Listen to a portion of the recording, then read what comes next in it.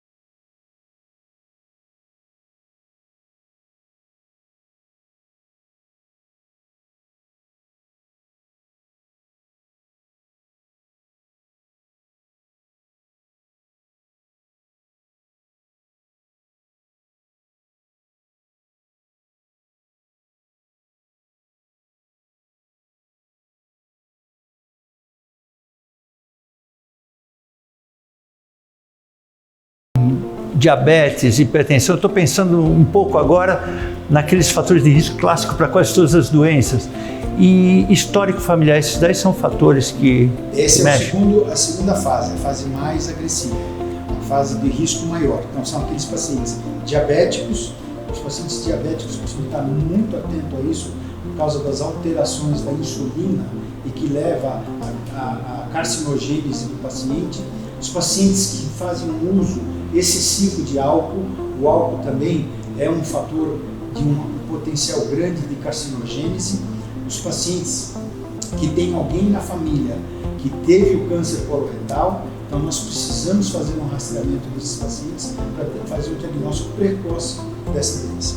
E o cigarro não tem essa de fumar pouco ou fumar muito. Não. Ele é um fator de risco. O tabagismo ele importante. Tanto no risco médio como no risco grave.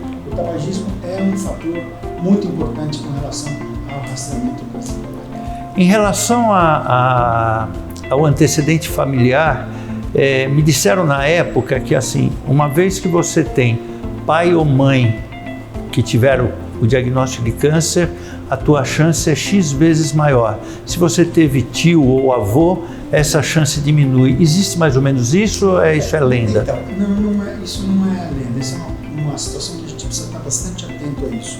E é por isso que os guidelines, as diretrizes, recomendam o seguinte: quando você tem alguém na sua família, próximo a você, seja pais, tios, primos, que tiveram a doença, o que você faz? Na idade deste paciente, por exemplo, tem um tio que teve um câncer com 70 anos. Então, esse paciente que teve o câncer com 70 anos, você diminui 20 anos e a partir de 50 anos, todos os descendentes diretos têm que fazer o rastreamento do câncer coloretal. O antecedente direto seria pai, mãe, filho, sobrinho e primos. Todo mundo, sobrinho e primo também. É importante fazer esse rastreamento. Então, no meu caso, eu tive diagnóstico com 48 anos, a minha filha deveria fazer com 28. Com certeza. Essa é a diretriz recomendada internacionalmente. São 20 anos menos da idade do paciente que teve a doença. Teria que fazer a primeira colonoscopia. Vou fazer daqui 2 anos nela. Bom, outra coisa, quais são os primeiros sintomas? Eu acho que você já falou para nós, são alteração de hábito intestinal. Os sintomas importantes são esses. Aquele paciente que começa a ter uma dor abdominal importante, aquele paciente que faz um exame e encontra uma anemia e não sabe dizer por que ele está com essa anemia, aquele paciente que quando ele evacua, ele tem um pouco de sangue nas fezes. Esse é o momento da gente começar a investigar e pesquisar a possibilidade desse paciente ter um câncer coloretal. Na verdade, não existem sintomas específicos, mas esses sintomas que estão originados no abdômen, é importante nós ficarmos atentos com eles nesse sentido. Bom, Ricardo, eu acho que um dos grandes problemas que nós temos, além de ser difícil fazer o diagnóstico, etc., é o tabu que existe em cima da colonoscopia, né? Principalmente nós, homens, temos um tabu terrível em relação a esse tipo de exame. Eu queria que você explicasse para as pessoas. Eu não vou explicar porque eu já fiz mais de 15 colonoscopias, só posso falar que não senti nada, mas deixo para você explicar como é que faz. Claro. Não, na verdade é assim. O exame de colonoscopia é um exame muito tranquilo de ser feito. É claro que é um exame que ele precisa de 2 dias de preparo. É um pouquinho diferente de quando nós vamos fazer um ultrassom ou outro exame que você faz somente um jejum. A colonoscopia tem um preparo um pouquinho mais trabalhoso. Ele é um preparo de 2 dias. É um dia anterior, que nós chamamos de véspera, onde o paciente vai fazer algumas dietas, uma dieta somente de carboidrato e vai tomar laxantes para poder fazer com que as fezes fiquem diluídas e amolecidas. Por quê?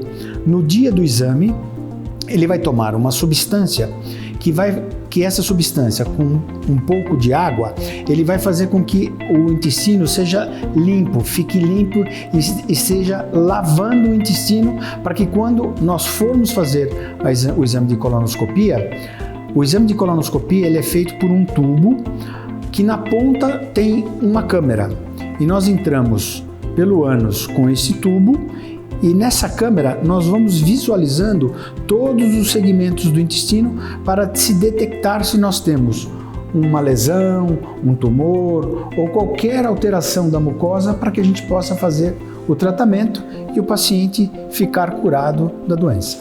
E vale lembrar que esse exame é feito sedado. Exatamente. Além disso, o paciente não sente absolutamente nada porque ele recebe uma sedação. Ele vai dormir durante o exame e não vai sentir absolutamente nada durante o exame. Sabe o que é super interessante? Sempre que eu faço esse exame, eu olho primeiro para o relógio, né? Então eu vejo lá, tipo, o exame marcado às 3 horas, eu olho para 3h10. Aí a menina da anestesia vem e fala assim, olha, o senhor vai começar a sentir um soninho, conta 10, 9, eu não chego no 6. Eu durmo, a hora que eu abro o olho, é 3h30.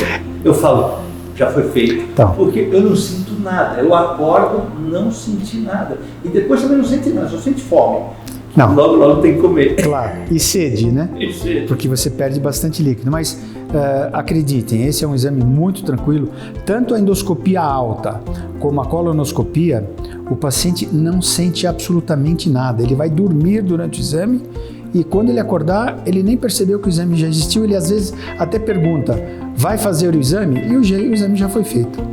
Você me deu um gancho agora para uma coisa que eu ia perguntar, que eu acho que muita gente tem essa dúvida. Se o paciente precisar fazer uma endoscopia e uma colonoscopia, pode fazer o mesmo? Regularmente nós fazemos muito isso. É o que nós chamamos de exame combo. É aquele paciente que precisa fazer uma endoscopia e a colonoscopia. Claro que são 2 aparelhos diferentes. A endoscopia a gente faz com um aparelho que é o gastroscópio, para poder visualizar a parte alta do aparelho digestivo, e o colonoscópio, que aí a gente vai visualizar a parte intestinal do aparelho. Mas os pacientes podem fazer esse exame concomitantemente sem nenhum problema e hoje a grande maioria dos pacientes que vão realizar esses exames, eles fazem a endoscopia e a colonoscopia concomitante. Perfeito, eu já fiz algumas vezes também. Quando a gente retira esses pólipos, né, que é uma coisa muito comum, às vezes ter pequenos pólipos, a maioria é benigna, mas a retirada desses pólipos, ela impacta positivamente e diminui a mortalidade? Não tenho dúvida, claro. Na verdade, assim, é por isso que nós estamos falando na prevenção do câncer coloretal. A prevenção é exatamente isso. Você faz o exame de colonoscopia, você detecta uma formação. Normalmente, nós encontramos, quando fazemos esse exame, algumas formações elevadas que nós chamamos de adenoma. O adenoma não é um tumor maligno, mas é uma formação elevada que com o tempo ele pode se malignizar. Então, quando você encontra um adenoma e você faz essa ressecção, você está prevenindo esse paciente de futuramente ele ter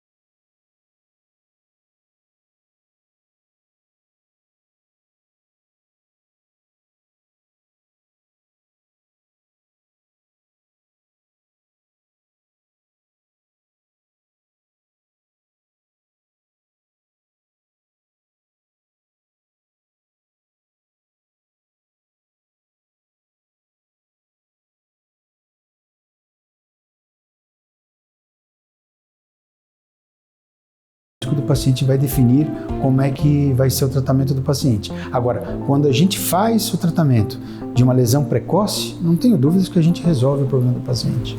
E isso você consegue também fazer ultrassom através de colonoscopia? Isso. Isso. Dentro dos equipamentos que nós temos da colonoscopia e da endoscopia alta, nós temos uma outra variante que é a ecoendoscopia. A eco é que nem o ultrassom. Você consegue, fazendo esse exame, visualizar as camadas, a profundidade desta lesão. Então, esse exame é um exame subsidiário importante para que a gente possa, quando a gente encontra uma lesão e você faz a biópsia, saber se ele é uma lesão que a gente pode ressecá-la de forma endoscópica. Esse paciente não vai precisar ir a uma cirurgia. Pela própria colonoscopia, a gente consegue retirar esse tumor. Após o diagnóstico, né, quais as opções de tratamento que essa pessoa tem? Uma vez que eu fiz o diagnóstico do câncer. Então, isso tudo vai depender do estadiamento dessa doença. É saber o quanto essa doença afetou o organismo do paciente. E essa é uma segunda fase, é a fase dos oncologistas fazerem o estadiamento desse paciente para poder saber que tipo de tratamento ele vai fazer. Se ele vai precisar fazer uma radioterapia, uma quimioterapia, uma imunoterapia, para poder saber que forma ele vai ser conduzido após o tratamento da doença. Vamos dizer que esse indivíduo fez, qual foi o tratamento, ressecção, isso, aquilo, acabou o problema ou ele vai ter que manter o que a gente chama de prevenção secundária? Então, na verdade, assim, as prevenções dessa doença, elas são de 3 formas: a primária, a secundária e a terciária. A primária é aquela que nós vamos prevenir a doença. Nós temos que fazer um trabalho para tentar prevenir a doença.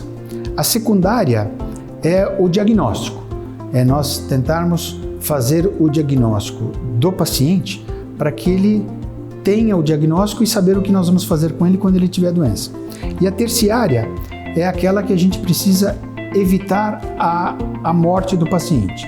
Então, nós temos que fazer essas 3 prevenções para poder dizer ao paciente se ele está curado ou não da doença que ele foi feito o diagnóstico. Então, isso é muito importante, porque isso quer dizer que nem eu, por exemplo, eu tive lá, tirei o meu câncerzinho, fiquei resolvido, eu continuo fazendo colonoscopia periódica e eu já não fumava, eu não vou fumar, eu tenho que ter uma alimentação mais saudável, ou seja, essa mudança de estilo de vida, essa melhora de estilo de vida, assim como para o coração, para o intestino também vale? Claro, sem dúvida nenhuma. Uma vez que a gente faz um diagnóstico dessa doença, você tratou essa doença, quer seja ela endoscópica ou cirúrgica, esse paciente depois ele vai ter que voltar a continuar realizando esses exames para tentar evitar com que ele tenha outras áreas que possam estar afetadas. Então, o paciente que faz o diagnóstico da doença e ele tratou, ele com certeza a cada ano ele vai fazer um exame de colonoscopia para poder evitar que ele tenha outras lesões no cólon em que ele teve a doença. Agora, se alguém quiser participar de alguma forma, quiser ter mais informação sobre a campanha, essa campanha maravilhosa que é a Março Azul, eu adoro a cor azul, então março é o mês que minha filha nasceu, então é tudo de bom. O que essa pessoa tem que fazer? Então, nesse momento, nós estamos, o mês de março hoje é um mês que foi aprovado agora recentemente pelo Senado a campanha do Março Azul. O Março Azul hoje é o evento nacional e anual do nosso país para a prevenção do câncer coloretal. Então, todos os homens e mulheres acima de 50 anos, eles devem procurar seu médico para se prevenir do câncer coloretal. A idade de 50 anos é muito importante porque para você poder fazer esse exame e prevenir-se do câncer coloretal. Eu acho que é importante eu perguntar uma coisa, a gente ia acabar agora, mas muita gente que acompanha a gente sempre pergunta, poxa, mas eu não tenho convênio médico. Esse tipo de exame dá para fazer pelo SUS também? Não tenha dúvida. Eu trabalho num hospital público. Os hospitais públicos estão preparados para poder fazer essa prevenção. Os hospitais públicos têm dentro dos seus serviços um setor da endoscopia digestiva e eles estão preparados. Aquele paciente que não tem seguro de saúde, que ele não tem como ter uma cobertura, ele com certeza ele pode buscar um pronto-socorro dos hospitais públicos, informar a sua queixa e ir lá nesse hospital, eles vão realizar o exame de endoscopia ou colonoscopia, aquilo que seja necessário, e se naquele hospital não tiver esse serviço, eles vão indicar ou então vão encaminhar esse paciente a um hospital público que tenha essa condição. Isso é importante, as pessoas muitas vezes falam, poxa, mas eu não tenho convênio, etc. Então, existe uma rede de encaminhamento, ou seja, eu vou para o hospital, para a UPA aqui perto, passo e eles encaminham para o hospital mais próximo. O Sistema Único de Saúde está preparado para receber esses pacientes que têm esses sintomas que eu acabei de relatar a vocês, para poder fazer essa prevenção do câncer coloretal, sem dúvida nenhuma. Bom, então, acho que para terminar, queria te agradecer muito. Quero agradecer aí a participação. Aprendi pra caramba com você, Ricardo. Imagina, muito obrigado. Falar para que todo mundo tome os cuidados, em nome do portal Saúde Minuto, em nome da SOBED, da Sociedade Brasileira de Endoscopia Digestiva, não deixe para amanhã, vai agora, prevenção é tudo, é a melhor forma e a mais barata para não ter uma doença grave. Parabéns pela campanha, parabéns pela gestão que você está fazendo na SOBED e espero que a gente possa fazer mais coisas juntos. Hélio, eu que agradeço, é uma satisfação muito grande estar aqui com você, com seus ouvintes da Saúde Minuto, para poder falar um pouquinho sobre o rastreamento do câncer coloretal. O Março Azul é um evento muito importante do nosso país. Nacionalmente, todo mês de março, nós vamos fazer o rastreamento do câncer coloretal e ele precisa ser feito para que a gente possa prevenir essa doença, que é uma doença que hoje mata, sem dúvida nenhuma, tanto homens como mulheres, e precisamos prevenir essa doença de todos os tipos. Muito obrigado, Hélio. Obrigado. É isso aí.